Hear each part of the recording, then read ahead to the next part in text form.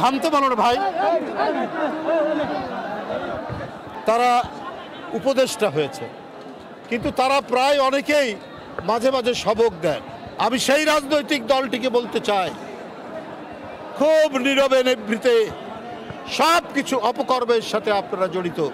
আমার জনগণ তো এটাও জানে খুর লীগ এবং খুর পার্টি এবং পায়ের রক কাটা পার্টি, এরা কারা এদেরকে জনগণ জানে না? কারা পায়ের রক কাটে তাদেরকে তো জনগণ ঠিকই জানে, চেনে। সুতরাং খুব ঘোলা পানিতে মাছ শিকার করার চেষ্টা করছে।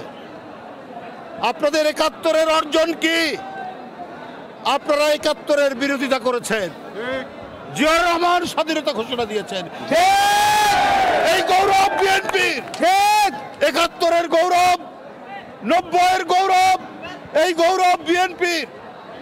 কারণ সেদিনও আপনারা শেখ হাসিনার সাথে আঘাত করে আপনারা এরশাদের মতো একটা আরেক সংবাদ সম্মেলন হচ্ছে এখানে আপনারা সেদিন জাননি এরশাদের কুলাঙ্গারের নির্বাচনে, ৮৬ সালের নির্বাচনে, এটাও তো জনগণ দেখেছে। কিন্তু বিএনপি সেই নির্বাচনে যায়নি। তার নেত্রী বলেছিলেন, দেশনেত্রী বেগম খালেদা জিয়া, যে এরশাদের অধীনে কোনো নির্বাচন করব না, স্বৈরাচারের অধীনে কোনো নির্বাচন করব না। আপনারা মঈনুদ্দিন ফখরুদ্দিনের, ওরা গণতন্ত্রকে ধ্বংস করার জন্য এবং একটি ভয়ঙ্কর হাসিনার স্বৈরাচার কায়েমের জন্য এসেছিল। তখনও সেদিন আপনারা বাধ্য করেছিলেন তার নির্বাচনে যেতে। এটাও তো জনগণ জানে এবং জনগণ দেখে। আপনারা তো ইসলাম নিয়ে রাজনীতি করেন। ইসলাম মানে কি বারবার মুনাফিকি করা? ইসলামের মর্ম বাণিত হচ্ছে তুমি যে অঙ্গীকার করো সেই অঙ্গীকার তুমি রক্ষা করবে, এটাই তো ইসলামের মর্মবাণী। বন্ধুরা আমার, বিএনপির সেই ঐতিহ্যের পতাকা ধারণ করে, যে ঐতিহ্যের মধ্যে আছে জনগণের কাছে অঙ্গীকার থেকে বিন্দুমাত্র বিএনপি পশ্চাৎপসারণ করে না। এই গৌরব বিএনপির, এই গৌরব জিয়াউর রহমানের, এই গৌরব দেশনেত্রী বেগম খালেদা জিয়ার, এই গৌরব তারেক রহমানের।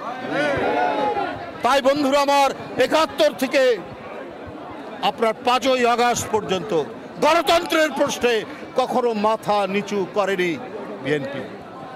আপনারা ৫ই আগস্টের পর কি বললেন? ভারতের সাথে আপনারা সম্পর্ক উন্নয়ন করবেন, ভালো কথা, আমাদের আপত্তি নেই। আপনারা আওয়ামী লীগকে ক্ষমা করে দেবেন। আপনাদের নেতারা মৌলানা সাইদি সাহেব, সেই সাইদি সাহেবের বিরুদ্ধে মিথ্যা সাক্ষী দেওয়ার জন্য শুকরঞ্জন বালিকে গোয়েন্দা পুলিশ ধরে নিয়ে গিয়ে তার শরীরে ইলেকট্রিক শক দিয়েছে। কালকেই দেখবেন তার সমস্ত বয়ান এসছে।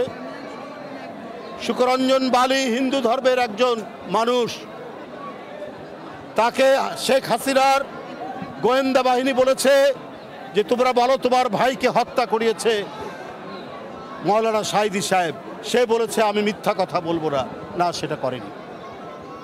শুকরঞ্জন বালি সে যে সাহসিকতা এবং ন্যায় নীতির যে দৃষ্টান্ত দেখিয়েছে, এইটা আমি ওই রাজনৈতিক দলের বন্ধুদেরকে আমি বলতে চাই যে আপনারা শিখুন তার কাছ থেকে। আপনারা সম্পর্ক উন্নয়ন করতে চান ভারতের সাথে। শেখ হাসিনার প্রতিটি গুম খুনের দোষর হচ্ছে পার্শ্ববর্তী দেশ।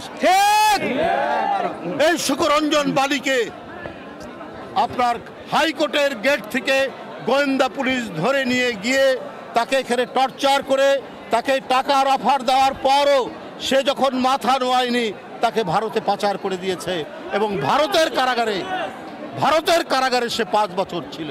সেই 5 বছর সেখান থেকে আজকে বেরিয়ে এসে সে এই কথাগুলো বলছে। এরপরেও আপনারা বলেন যে শেখ হাসিনার সব মাফ করে দেবেন, ভারতের সাথে সম্পর্ক উন্নয়ন করবেন। তো এর মধ্যে দিয়ে তো প্রমাণিত হয় যে আপনারা হচ্ছে ন্যায় নীতির পরোয়া করেন না। আপনারা রাজনীতির নামে ধান্দাবাজি করেন, আপনারা অন্য কিছু করেন না। আপনার দলের প্রধান নেতাদেরকে যারা জুডিশিয়াল প্রক্রিয়ার নামে জুডিশিয়াল কিলিং করলো, তাদেরকে বলছেন আপনারা মাফ করে দিন।